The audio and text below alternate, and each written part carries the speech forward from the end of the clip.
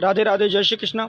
रामभद्राचार्य महाराज बोल रहे हैं कि मैं जो श्लोक बोलूंगा वो प्रेमानंद महाराज उसका अर्थ बता दें। ये क्या है? ये घमंड नहीं तो क्या है? और घमंड जो होता है वो श्री हरि विष्णु का आहार होता है। ऐसा नहीं है रामभद्राचार्य महाराज को आज पहली बार घमंड हुआ है, इसके पहले भी बहुत सारे लोगों को, बहुत ऋषि मुनियों को घमंड हुआ है। जैसे नारद भगवान को ही ले लो, नारायण नारायण करते थे, घमंड उनको भी हुआ है।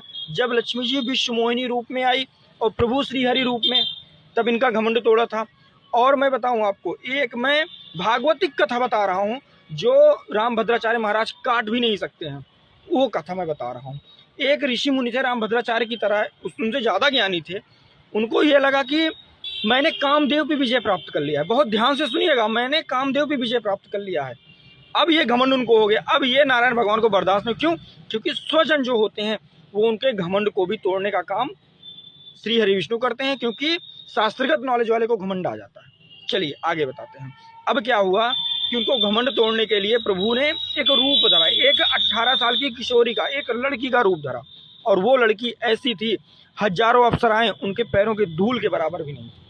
और यहाँ जितनी लड़कियां सुंदर हैं वो अप्सरा के 3 से 4% पॉइंट पे ही ये लोग सुंदर हैं। अब सोच लीजिए कि हजारों अप्सराएं उस लड़की के पैरों की धूल के बराबर भी नहीं थी। और बारिश का मौसम था और ऋषि अपने कुटी में बैठे हुए थे, ध्यान मग्न थे। वो लड़की आई, भीगा पूरा बदन था उनका। वो अंदर आई, बोला महाराज आज हम रास्ता भटक गए हैं, हमारा परिवार खो गया है और आज हम आपके यहाँ विश्राम चाहते हैं।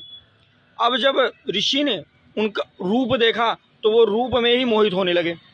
अब क्या था कि बोले ठीक है बेटी आप रुक तो जाओ, लेकिन मैं दरवाजा पीटूंगा, दरवाजा खोलना मत। मतलब डाउट फर्स्ट टाइम पे हुआ कि मैं दरवाजा रात में पीट सकता हूँ, इसीलिए उन्होंने पहले बोल दिया कि दरवाजा खोलना नहीं है आपको। बोली ठीक है महाराज। गई अंदर लड़की, दरवाजा बंद कर लिया। अब महाराज ध्यान में जा रहे हैं तो लड़की का स्वरूप आ रहा है, ध्यान में जा रहे हैं वो लड़की का स्वरूप आ रहा है, क्योंकि कामदेव हावी होना शुरू हो चुके हैं उनके ऊपर। अब मध्य रात्रि में वो दरवाजा पीटना शुरू कर दिए।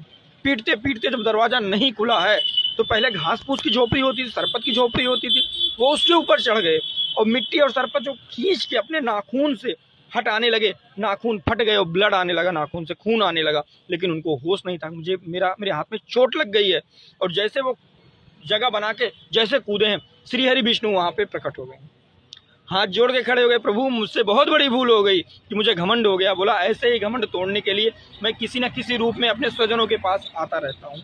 तो कहने का तात्पर्य सिर्फ इतना है कि घमंड जो होता है वो कभी नहीं करना चाहिए। और जगत गुरु को घमंड शोभा नहीं देता है कि आप एक ऋषि मुनि से दूसरे ऋषि अपना कंपेयर करो।